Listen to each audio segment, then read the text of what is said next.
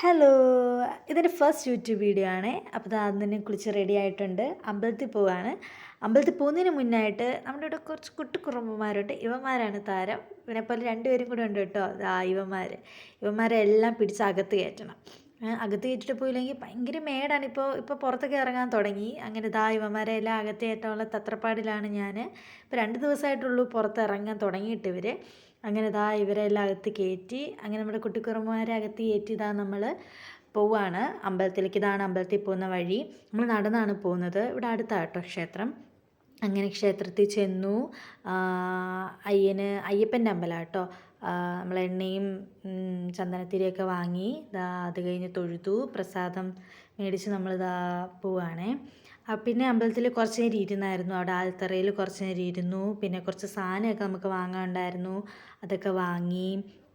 അതൊക്കെ വാങ്ങിയിട്ട് നമ്മൾ തിരിച്ച് വീട്ടിൽ പോവുകയാണ്. അപ്പോൾ ഇത്രയൊക്കെ ഉള്ളൂ. ബായ്.